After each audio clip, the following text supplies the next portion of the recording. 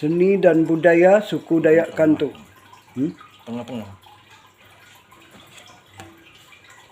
Seni dan budaya suku Dayak Kantu. Kebudayaan.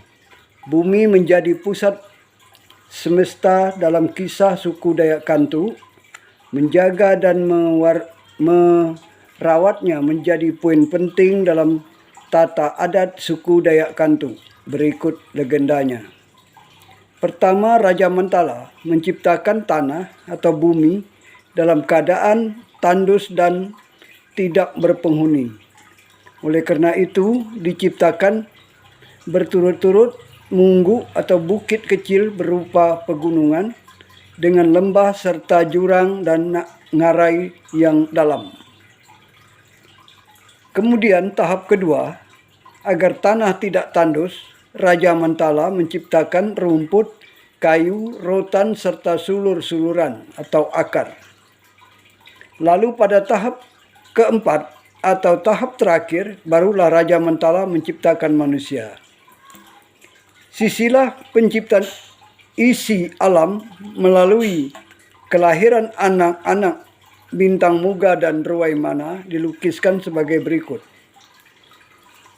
A. Kandung tubah di bangah muah siku tebiah ke alam tanah nyadi penembah ringgong idung tiri jenang orang nikah pulang gana. Artinya anak yang pertama dipisahkan ke dalam tanah itu yang disebut nikah pulang gana, penguasa atas tanah dan air.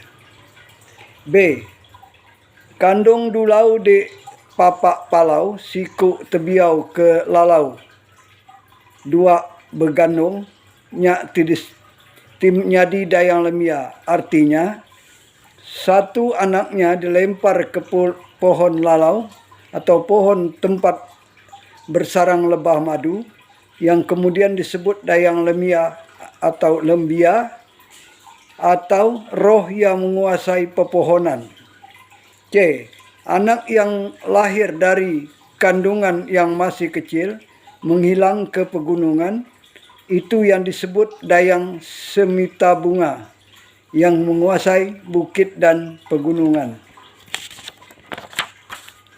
D. Anak yang dilahirkan dalam kandungan yang masih muda dimakamkan di semak belukar yang kemudian menjelma menjadi kambak baba yang kemudian menjadi makhluk halus yang bisa menjelma menyerupai manusia. E.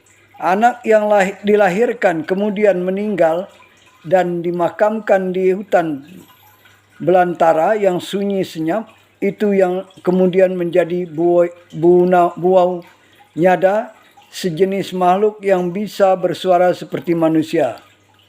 F. Anak yang keenam diantar ke lembah yang dalam, itu yang kemudian menjadi untang anta, penguasa atas lembah dan ngarai.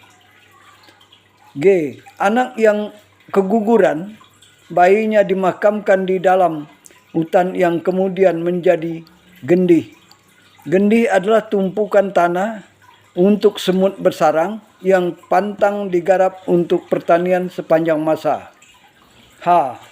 Satu lagi anaknya yang dimakamkan di batang kayu yang sudah lapuk, itu yang kemudian menjadi ular tedung atau ular kobra yang sangat berbisa. I. Anak yang lain diantar ke danau yang kemudian menjadi raja buaya. J. Anak yang diantar ke ujung danau yang kemudian menjadi raja duata yang menguasai keadilan. K. Anak yang keguguran dan dimakamkan di hutan belantara yang kemudian menjadi prasit atau benalu yang tumbuh di pepohonan. L. Anak yang tinggal di pohon kayu yang sudah mati, itu yang menjadi elang garuna atau burung Raja Wali atau burung Garuda yang disebut sengalang burung. M. Hamil dan melahirkan terus-menerus seperti bungkusan cucian basah. Satu anak diletakkan di tengah-tengah hutan lindung yang diyakini menjadi monyet atau bekatan putih belang di bagian punggungnya yang disebut belang pinggang.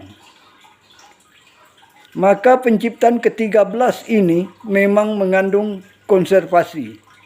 Maka oleh karena itu, berdasarkan legenda suku Dayak Kantu, ada wilayah dataran dan atau perairan tertentu yang tidak boleh digarap karena diyakini sebagai media komunikasi batin dengan ciptaan Raja Mentala yang lain selain dari manusia.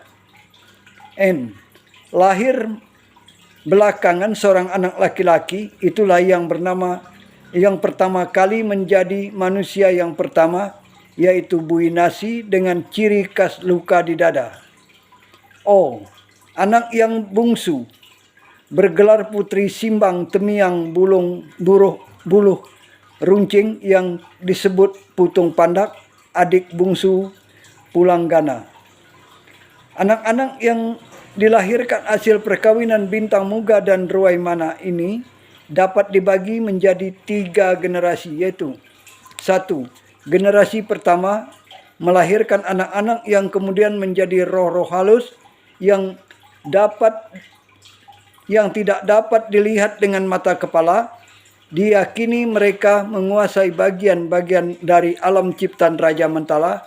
Mereka adalah Pulanggana atau disebut juga Puyanggana, B. Dayang Lemia, C. Dayang Simita Bunga, D. Kambak Baba, E. Bui Nyada, dan F. Raja Mentala.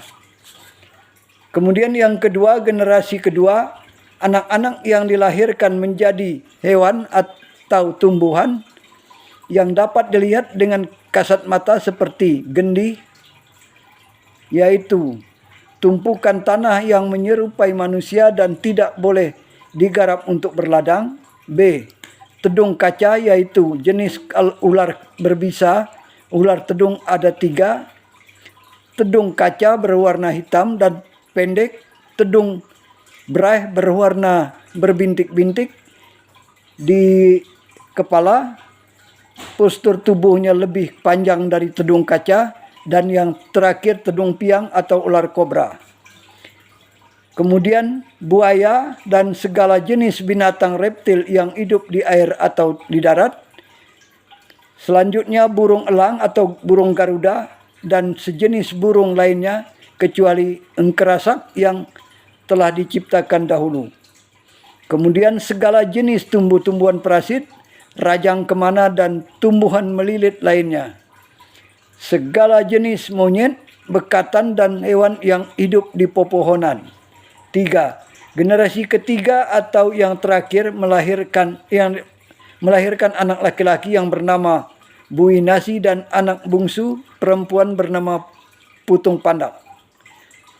Semula Raja Mentala menurut kepercayaan suku Dayak Kantu adalah Tuhan mau menciptakan manusia dari kayu belian atau ulin, tapi oleh engkerasak seekor burung kecil mengusulkan agar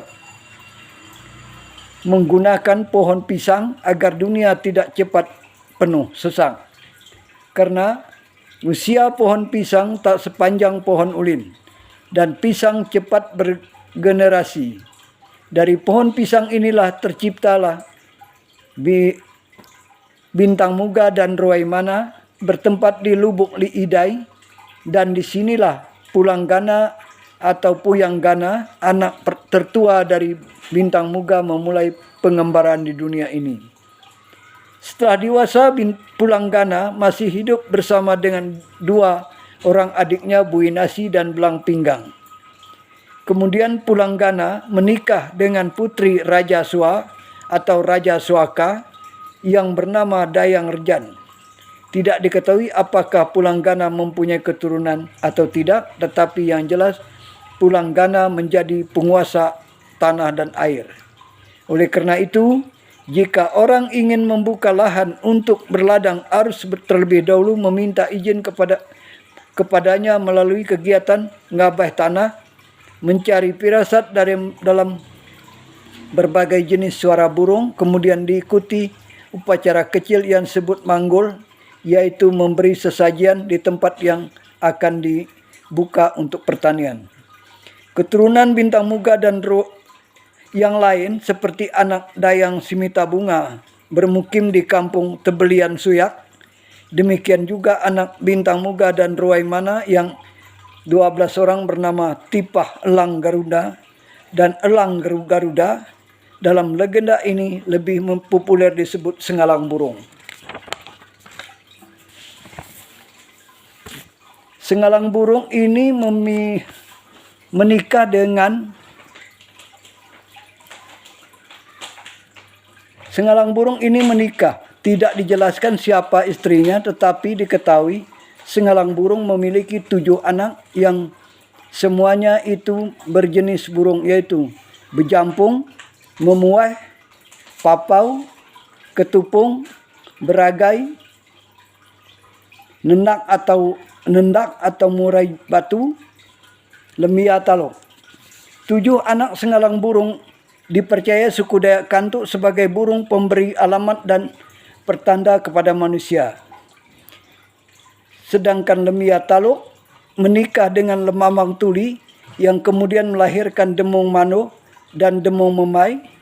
Dalam perkembangannya, demung mano sebagai tokoh modernisasi dan dalam legenda suku Dayak Kantuk tidak luput dari kutukan leluhur akibat kebrutalannya yang pernah melawan kebijakan orang tua demi kepentingan pramaktis dan melanggar tradisi leluhur.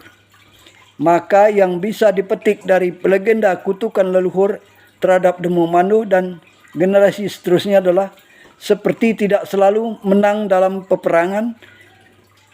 Zaman dahulu adalah pengayaan. Manusia meninggal dunia tidak mengenal usia atau rintihan burung elang sebagai pertanda bahaya yang sekaligus dapat dimaknai bahwa manusia tidak boleh serakah di dalam mengeksploitasi sumber daya alam dengan tetap menjaga eksistensi. Suku Dayak Kantuk sangat menghormati kawasan hutan yang dikenal sebagai sumber daya resapan air. Karena itu diyakini tempat bermukim roh leluhur, penjaga keseimbangan ekosistem, seperti yang dituturkan Laurentius Herman Kadir, tokoh masyarakat suku Dayak Kantuk kepada Sinar Harapan. Dari legenda ini cikal bakal adat istiadat budaya suku Dayak Kantuk. Dah ya. Oi.